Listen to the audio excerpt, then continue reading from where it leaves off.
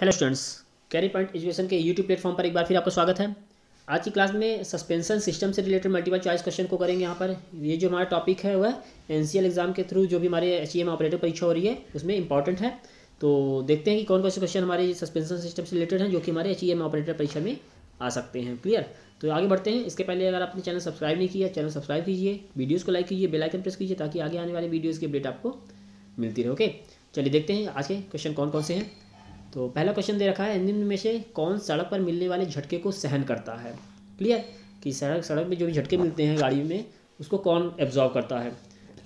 Steering system करता है, transmission system करता है, ब्रेक सिस्टम या फिर सस्पेंशन। तो जो ऑटोमोबाइल गाड़ियों के फ्रेम और बॉडी होते हैं वो कहाँ पर, पिछले एक्सल पर या अगले एक्सल पर सीधे नहीं रखे जाते, बल्कि उनके बीच में क्या स्प्रिंग और शॉक एब्जॉर्बर लगाए जाते हैं। ऐसा इसलिए किया जाता है ताकि सड़क पर जो झटके होते हैं ना, जो कंपन होता है उसको सहन कर सके और यात्री को झटके ना लगें। तो कुल मिला के हम ये पूरे सिस्टम को क्या बोलते हैं, उस पूरे सिस्टम को क्या बोलेंगे, सस्पेंशन सिस्टम बोलते हैं। ठीक, तो सही आंसर क्या होगा इसका, ऑप्शन डी, सस्पेंशन सिस्टम। देखते हैं अगला क्वेश्चन।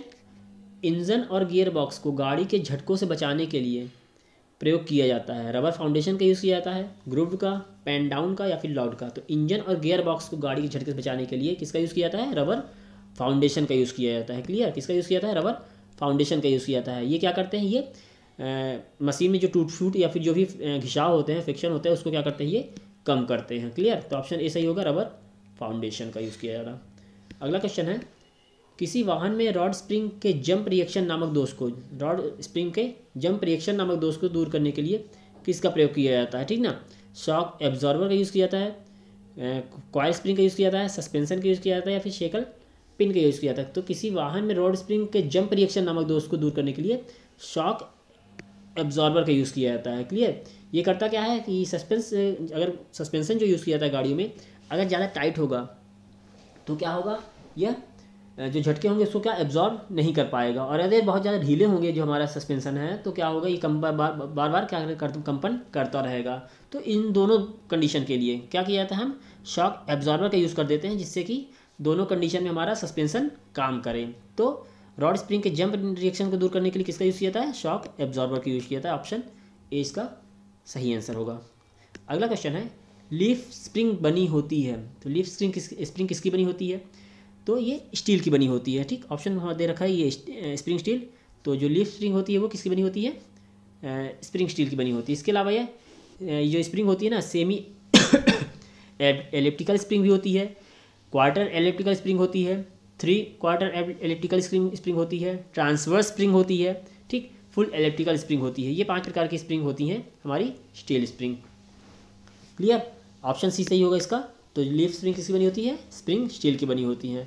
अगला क्वेश्चन देखते हैं, मोटरसाइकिल और स्कूटर में किस प्रकार के शॉक एब्जॉर्बर लगाए जाते हैं। Hydraulic shock absorber, telescopic shock absorber, van type hydraulic shock absorber या फिर इनमें से कोई नहीं। तो मोटरसाइकिल में आपने देखा होगा कुछ इस प्रकार से एब्जॉर्ब वो रहता है, जो शॉकअप लगा होता है कुछ ऐसा लगा होता है।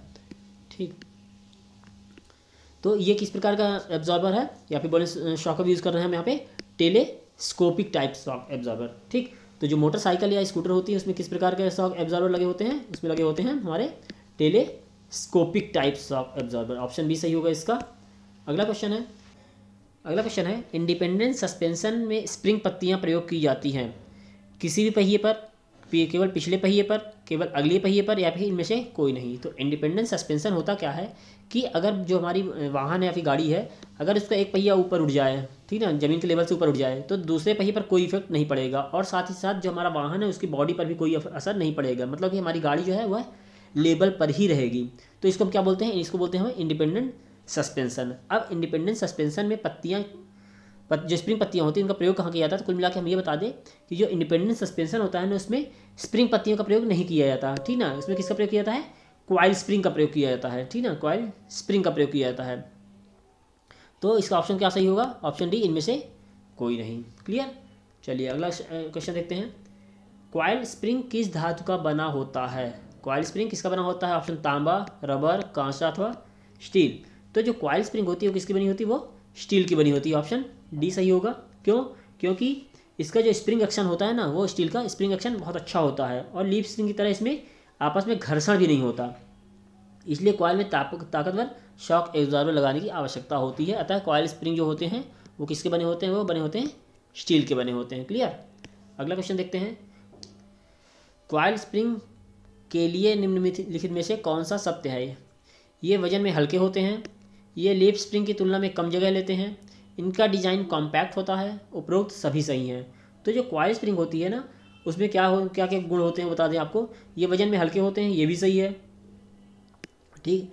लीफ स्प्रिंग की तुलना में कम जगह लेते हैं, ये भी सही है। डिज़ाइन कॉम्पैक्ट होता है, कम जगह ले रहे हैं यानी डिज़ाइन का कॉम्पैक्ट है, ये भी सही है। तो इसका सही आंसर क्या होगा, ऑप्शन डी, उपरोक्त सभी सही है। क्लियर। चलिए देखते हैं अगला क्वेश्चन। ट्रैक्टर में पिछले पहियों में दिए गए स्प्रिंग होते हैं helical spring, coil spring, helical एवं लीफ स्प्रिंग का समायोजन, या फिर इनमें से कोई नहीं।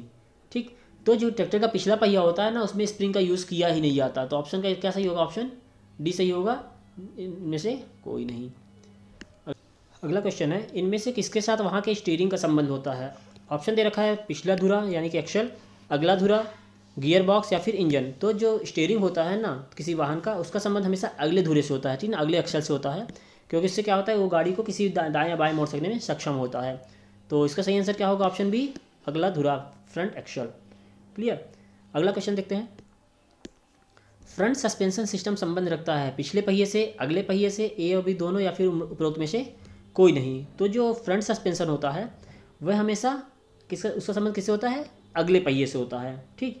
किससे संबंध होता है उसका, अगले पहिए से होता है। यह रियर एंड सस्पेंशन की अपेक्षा क्या अधिक जटिल होता है, क्योंकि ये पहिए घूमने के साथ साथ स्टीयरिंग सिस्टम द्वारा मोड़ने में भी उपयुक्त होता है। ठीक ना। तो ये क्या करता है, ये एक तो सस्पेंशन का काम करता है, साथ ही साथ क्या करता है, उसको घुमाने के साथ साथ स्टीयरिंग सिस्टम को मोड़ने में भी उपयुक्त होगा। और ये दो प्रकार का होता है, रिजिड एक्सल फ्रंट सस्पेंशन, क्या, रिजिड एक्सल फ्रंट सस्पेंशन और independent front suspension, independent front suspension. Clear. तो ये फ्रंट सस्पेंशन कितने प्रकार का होता है, दो प्रकार का होता है, रिजिड एक्सल फ्रंट सस्पेंशन और इंडिपेंडेंट फ्रंट सस्पेंशन। तो फ्रंट सस्पेंशन जो होता है उसका संबंध हमेशा अगले पहिए से होता है। क्लियर। आई बात समझिए, ऑप्शन होगा इसका क्या, बी। चलिए अगला क्वेश्चन देखते हैं, लीफ स्प्रिंग बनी होती है, लीफ स्प्रिंग किसकी बनी होती है, कास्ट आयरन की, एलॉय स्टील की, स्प्रिंग स्टील की, या फिर टिन की। तो लीफ स्प्रिंग स्प्रिंग स्टील की बनी होती है। किसकी बनी होती है, स्प्रिंग स्टील की बनी होती है। ठीक। इसमें क्या होता है, स्टील प्लेट की बनी हुई कई पत्तियां होती हैं, इसकी लंबाई लगातार क्या होती है, बढ़ती जाती है। आई बात में। और केंद्र के एक सेंटर बोल्ट से कसी होती है, केंद्र के एक सेंट्रल बोल्ट से क्या होती है, कसी होती है।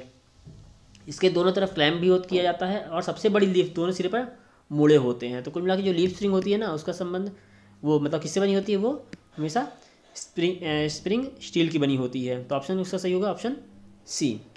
चलिए देखते हैं अगला क्वेश्चन क्या है, लीफ स्प्रिंग किसके द्वारा आपस में जुड़े होते हैं, सेंटर बोल्ट से, वेल्डिंग के द्वारा, हुक के द्वारा, या फिर इनमें से कोई नहीं। तो जो लीफ स्प्रिंग होती है ना, वो हमेशा सेंटर बोल्ट से जुड़ी होती है। क्लियर। किससे जुड़ी होती है, सेंटर बोल्ट से जुड़ी होती है, और दोनों तरफ उसको क्या किया जाता है, क्लैम्प करके रखा जाता है। किसके दो तरफ क्लैम्प करके रखा जाता है। सबसे बड़ी लीफ के दोनों सिरे पर क्या होते हैं, सिरे आपस में मुड़े होते हैं। तो लीफ स्प्रिंग का डिज़ाइन के आधार पर अगर हम बात करें तो किसके द्वारा आपस में जुड़े होते हैं, वो सेंटर बोल्ट के द्वारा जुड़े हुए होते हैं। देखते हैं अगला क्वेश्चन क्या है, सेमी एलिप्टिकल रॉड स्प्रिंग होते हैं। जो सेमी एलिप्टिकल रॉड स्प्रिंग होते हैं वो कैसा होता है, गोलाकार, चपटा, फ्लैट अथवा आधा घूमे हुए। तो जो सेमी एलिप्टिकल रॉड स्प्रिंग होती है ना, वो कैसी होती है, आधा घूमे हुए होती है। ठीक। सेमी एलिप्टिकल रॉड स्प्रिंग होती है कुछ पहियों में, कुछ गाड़ियों में अगले और पिछले दोनों पहिए में यूज़ किया जाता है, तथा हल्की गाड़ी में केवल पिछले पहिए में यूज़ किया जाता है इसका। ठीक। तो ऑप्शन डी सही होगा, ये आधे घूमे हुए होते हैं। देखते हैं आज का लास्ट क्वेश्चन क्या है, रॉड स्प्रिंग और चेचिस फ्रेम को जोड़ा जाता है। रॉड स्प्रिंग और चेचिस फ्रेम किससे जोड़ा जाता है, नट बोल्ट से, साइकिल पिन द्वारा, वेल्डिंग द्वारा, या हुक द्वारा। तो जो रॉड स्प्रिंग और चेचिस होता है उसको हमेशा साइकिल पिन के द्वारा जोड़ा जाता है। क्लियर। किसके द्वारा जोड़ा जाता है, साइकिल पिन के द्वारा जोड़ा जाता है, जो कि 4 प्रकार की होती है, silent block type, silent block type, bronze Bush type,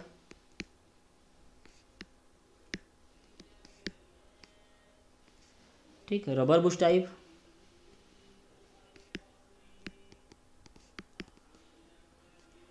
और हेल्पर रॉड स्प्रिंग।